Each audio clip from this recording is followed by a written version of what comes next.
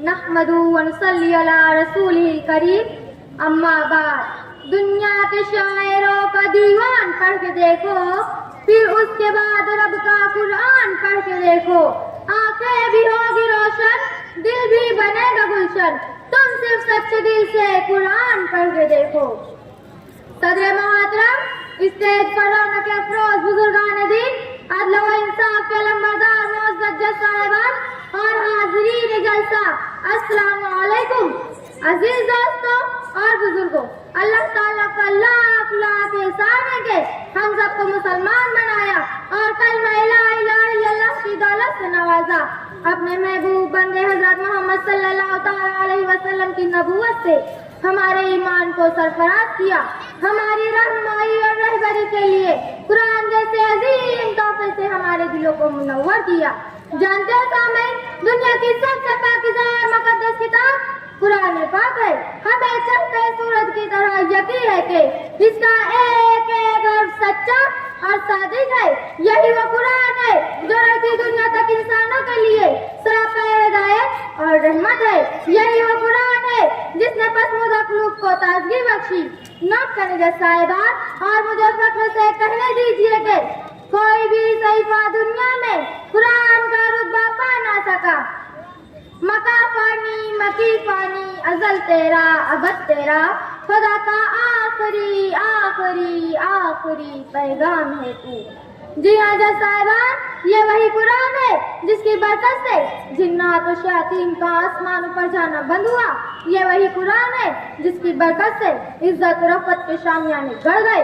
یہ وہی قرآن ہے جس کی بدولت محبوب حقیقی کی رضا نصیب ہوئی ہے۔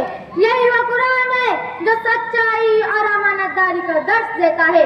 یہی وہ قرآن ہے جس کی بدولت عمر فاروق کو ایمان نصیب ہوا۔ یہی وہ قرآن ہے جس کا مثل پیش کرنے عرب کے فصیح و بلیغ زبان دانی کا دعویٰ کرنے والوں نے گھٹنے ٹیک دیے۔ یہی وہ قرآن ہے جس نے ضلالت و گمراہی کے دلدل میں پھنسی ہوئی انسانیت کو رشد و ہدایت کا پیغام سنایا۔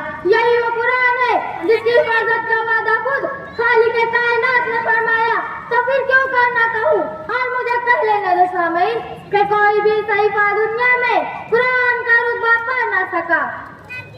اے مومنو سنو یہ حقیقت قرآن کی، جنت میں لے کے جائے گی تلاوت قرآن کی۔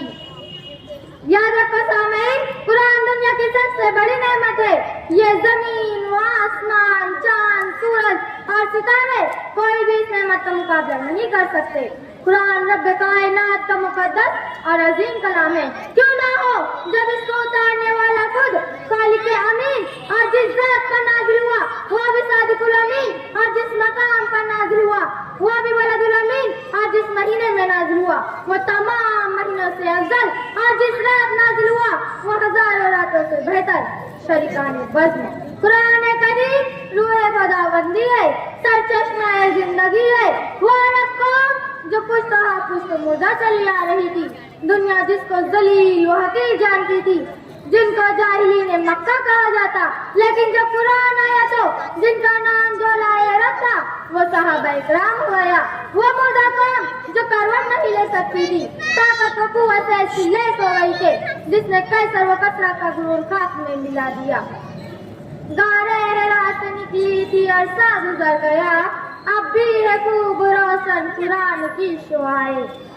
جانتے ہو سامعین، قرآن آیا تو زمانہ مکان میں زندگی آئی، قرآن آیا تو عدل و مساوات کا پیغام آیا، قرآن آیا تو مذہب اسلام پھیلا، قرآن آیا تو مردہ قوم زندہ ہوئی، قرآن آیا تو باطل کے لہراتے جھنڈے ٹوٹ پڑے، قرآن آیا تو کفر و شرک دم توڑ گیا، قرآن آیا تو ساری کائنات کو نور ملا، قرآن آیا تو ہمیں توحید ملی، ایمان ملا۔ ہاں ہاں، مجھے کہنے دیجیے کہ قرآن آیا تو روشنی آئی، قرآن آیا تو امن و سلامتی آئی، قرآن آیا تو احکام ملے، شریعت ملی، قرآن آیا تو دم توڑتی انسانیت کو حقوق ملے، قرآن آیا تو ہم مسلمانوں کو عزت اور شرافت ملی۔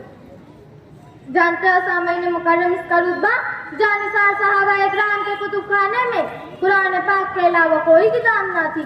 اسی کو لے کر وہ آگے بڑھے اور کامیابی کے قدم چومتی چلی گئی. یہی وہ قرآن ہے جس کی برکت سے بدر کے میدان میں 313 نے مکہ کی قسمت پلٹ دی. تو پھر کیوں کرنا کہوں کہ کوئی بھی صحیفہ دنیا میں قرآن کا رتبہ پا نہ سکا. جانتے ہو اسلام کے پاسبانوں، اس صحیفہ مقدس کی توصیف بیان کرتے کرتے میری زبان اور آپ کے کان تھک جائیں گے، یہ شب و روز کم پڑ جائیں گے، لیکن اس کی عظمت پوری بیان نہ ہو سکے گی. آخر میں اس دل کی ایک ہی تمنا ہے، اصلاح عالم کا بس سامان ہونا چاہیے، سب کا دستور العمل قرآن ہونا چاہیے. یہی آرزو تعلیم قرآن عام ہو جائے، ہر ایک پرچم سے اونچا پرچم اسلام ہو جائے. وآخر الدعوانا الحمدللہ رب العالمین.